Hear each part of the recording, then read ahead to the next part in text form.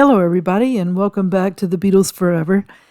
Today, I want to return to the subject of double fantasy. And I was thinking, like, if you could pick two songs by John from the album and two songs by Yoko from the album, which ones would they be? So, what's the four top songs from that double fantasy album? Well, my first choice would be "I'm Losing You." This song was written by John while he was in Bermuda, and he kept calling Yoko, who was in New York, but was unable to get through to her. John was feeling like his marriage was still in trouble. Yoko, he felt, would not let go of the affair he had had, and he was starting to feel that they weren't going to get past it. So you could feel John's desperation all throughout the song, and I like the bridge part with the lyrics, "Here in the Valley of Indecision, I don't know what to do. I feel you slipping away. I feel you slipping away. I'm losing you. I'm losing you." And according to Wikipedia, producer Jack Douglas originally suggested that Lennon use Cheap Trick as the backing band to play on the song. A version was recorded on the 12th of August in 1980 with Cheap Trick's guitarist Rick Nielsen and drummer Bunny Carlos backing Lennon. They also recorded a version of Yoko Ono's "I'm Moving On," which is a comparison piece to "I'm Losing You." Lennon was impressed enough with their performance that Lennon told Carlos that he wished Nielsen had been his second guitarist for Cold Turkey, but ultimately this version was not included on Double Fantasy, nor was the Cheap Trick back version of I'm Moving On. Possibly the reason for their exclusions was that Cheap Trick's management may have wanted too much money, or that Lennon believed that the performances were more heavy than he wanted. However, when the Double Fantasy version of "I'm Losing You" was recorded, the version with Cheap Trick's backing was played through the session musicians' headphones to help inspire their performances. The Cheap Trick version was eventually released on John Lennon Anthology, albeit without an overdubbed guitar part played by Nielsen. Yoko Ono stated in Songfacts in November of 2010 that this was one of her favorite Lennon songs. She said, "I'm Losing You" is an incredible song. I think as a songwriter, that tops it all. Some of the songs I'm in, but it's almost like Picasso drawing a lot of his wife because his wife was around, and I was lucky I was his wife. So this song was released 3 weeks before John Lennon's death.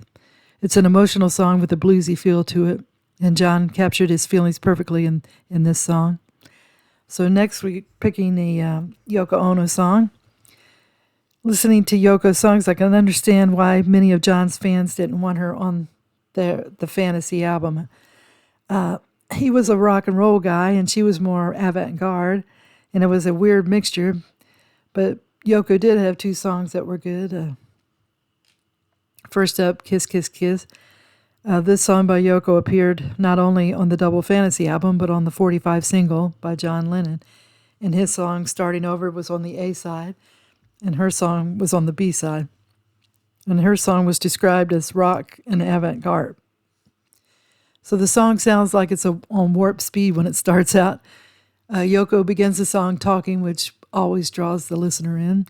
And I like the disco parts of the song. It's said the song is part punk too. So the beginning of the song starts out good, but then it starts to get stranger and stranger, and the song reminds me a little of Donna Summer's "Love to Love You, Baby." It's kind of embarrassing to hear the sounds of love, as it were. So all the weird sounds were a bit too much for me, but if it was a song with more traditional lyrics or just an instrumental song, it would have been a good dance record. So I guess she's a little too artsy. But "Kiss, Kiss, Kiss" was first performed at the Hit Factory in New York City on August the 8th, 1980, and Ono was dissatisfied with the performance, and the song was re-recorded on the 26th of August, 1980. Now we come to the second John Lennon song, and that's "Watching the Wheels." This song was released after his death in 1981. The song was like an answer to everyone who wondered about his house husband years that were from 1975 to 1980. According to faroutmagazine.co.uk, considering all this, Lennon decided to retreat from his vigorous music routine, and people felt somewhat betrayed. The media especially felt hurt, and therefore took it as an opportunity to attack Lennon, as they had so many times before. "Watching the Wheels" was a letter to the world about how Lennon was okay just simply existing. I hadn't stopped from 62 till 73 on demand, on schedule, continuously, and walking away was hard. What it seemed like to me was this must be what guys go through at 65 when suddenly they're not supposed to exist anymore and they're sent out of the office. I thought, well, oughtn't I? Shouldn't I? Shouldn't I be okay, like going to the office or something? So Lennon was seriously grappling with having been at the center of attention for so long, and he added, because I don't exist if my name isn't in the papers or if I don't have a record out or in the charts or whatever, if I'm not seen at the right clubs, it must be like the guys at 65 when somebody goes, your life is over, time for golf. So John Lennon started to write the song in 1977, and I've always liked this song. And I love the rollicking piano at the beginning, and John's voice is out front, and he begins explaining why he disappeared for a while. The song has that sound of the circus, for the benefit of Mr. Kite, and I like the hook that threads throughout the song. And my favorite lyrics from the song are, people asking questions, lost in confusion. Well, I tell them there's no problem, only solutions.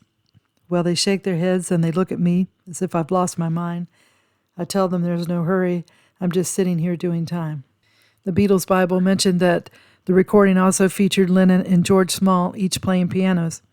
So George Small, who was playing the keyboards on Double Fantasy, said, "That's the most keyboard-oriented song on a record. It's not guitar-driven as much other material.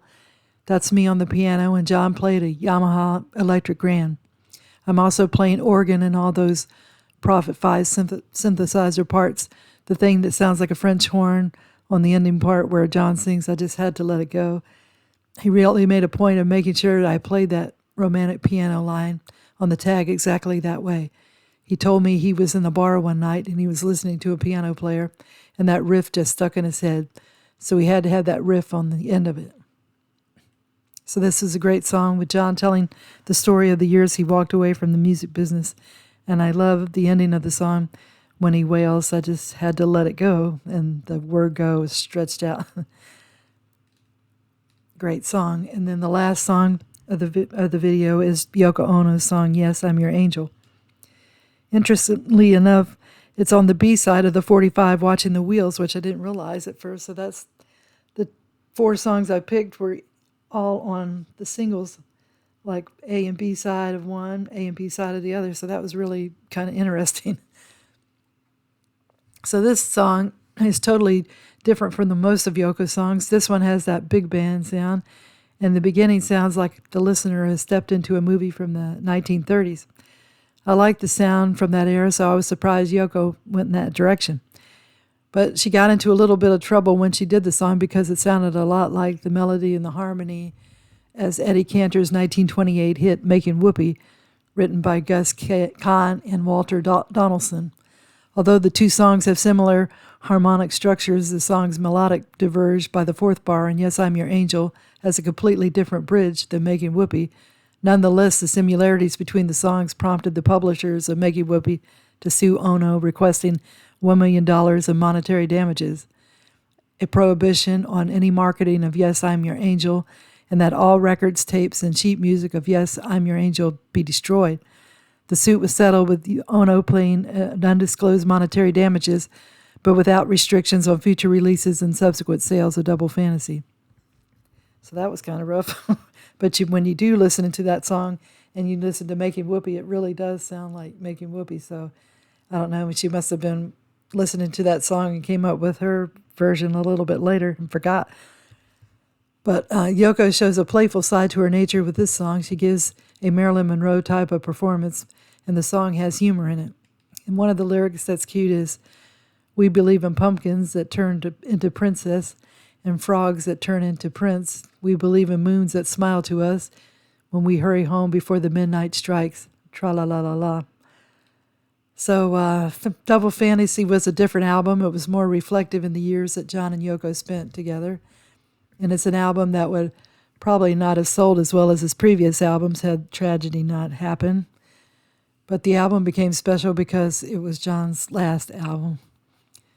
I think John would have found his groove on the next album because he was optimistic about his life and his career. So I hope everybody's been having a good day, and I hope that everybody's enjoyed the video. And if you did, if you could give it a thumbs up, it would be great. Thanks to all of you who subscribed. I really appreciate it. And tune in again soon to another episode of the Beatles Forever. Thank you. Bye.